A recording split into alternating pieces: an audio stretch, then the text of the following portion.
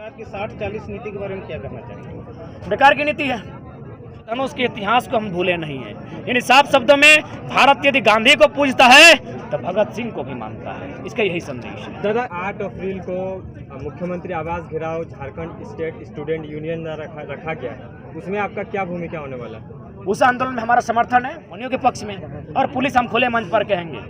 हमारे भाई भी पुलिस है और हमारा भी सपना था पुलिस में जाने। रघुनाथ महतो जिस लड़ाई को लड़े थे 1765 के आसपास की घटना है, जब भारत देश में अंग्रेजों की ईस्ट इंडिया कंपनी ने बैटल ऑफ प्लासी बंगाल और बैटल ऑफ बक्सर के माध्यम से बिहार के क्षेत्रों में अपना आधिपत्य जमाना प्रारंभ किया था।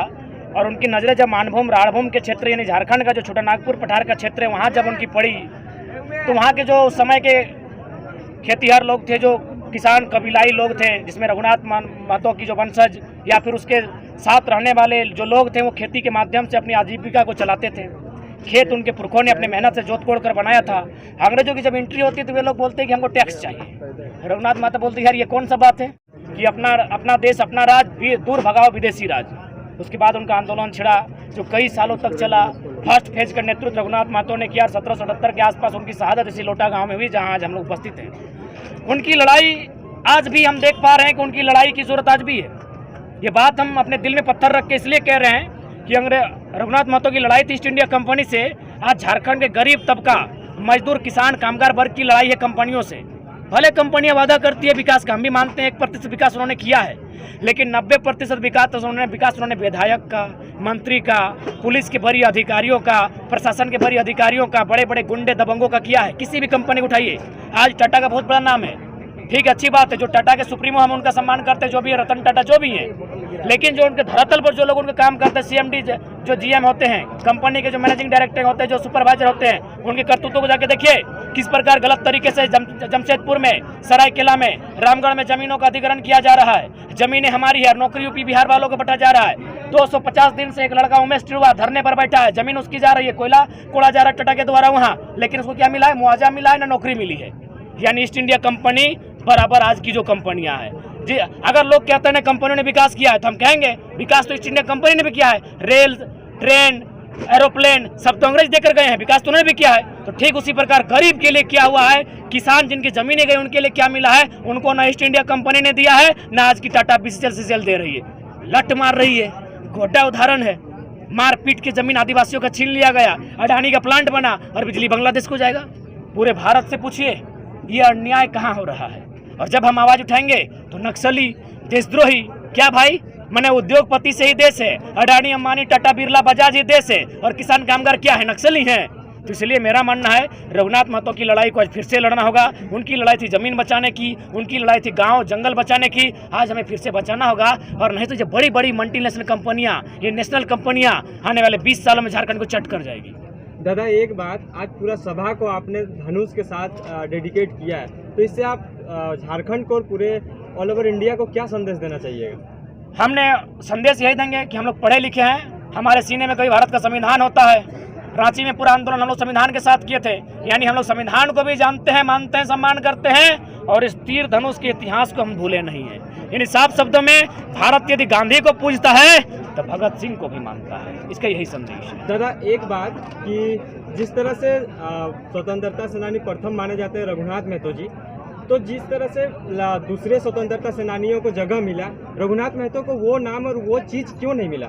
उसका कारण सबसे बड़ा था, वो किसान वर्ग से थे।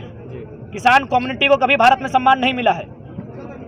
भले आप कहें भारत किसानों का देश है, भले गांधी जी कहते हैं भारत की आत्मबस्ती है गाँव में, गाँव की आत्मबस्ती है किसानों में, लेकिन वो केवल कहने की बात है। इस देश ने किसानों को भी सम्मान नहीं दिया है। उदाहरण 3 काले कानून है। अब मैं बात करना चाहूँगा, मैं अपना उदाहरण दे रहा हूँ थोड़ा देर के लिए।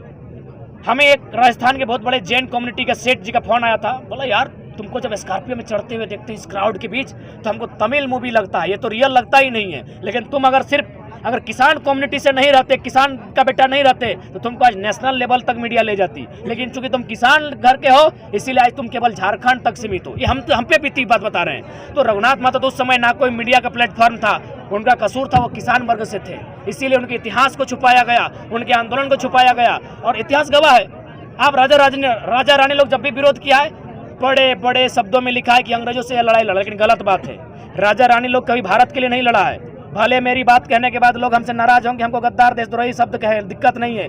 राजा रानी लोग का इतिहास पढ़िए, उन लोग अंग्रेजों को बोला था कि मेरा राज से सेटिंग कर लीजिए, मेरा राज को डिस्टर्ब मत कीजिए, मेरा बेटा को उत्तराधिकारी स्वीकार कर लीजिए। जब अंग्रेजों ने नहीं माना तब राजाओं ने युद्ध किया, लेकिन किसानों ने कभी युद्ध किया है? किसानों ने सरदार वल्लभ भाई पटेल को सरदार और गांधी को महात्मा गांधी चैंपियन बनाया है।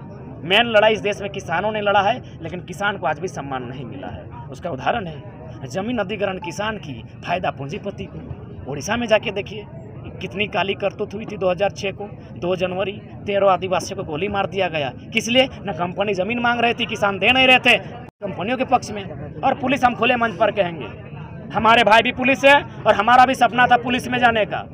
आज भी हमारे गांव के लड़के लोग पुलिस को ज्वाइन करते हैं, लेकिन पुलिस का निर्माण हुआ है मैंने अंग्रेजों के टाइम में ईस्ट इंडिया कंपनी को बचाने के लिए। आज वो BCCL, CCL, CMD, GM जो मैनेजिंग डायरेक्टर है, जो कंपनी के लोग हैं, जो बड़े उद्योगपति हैं, उनको बचा रही है। किसानों के लिए आज तक खड़ी नहीं हुई। दादा, ये सरकार की 60-40 नीति के बारे में क्या करना चाहिए? बेकार की नीति है।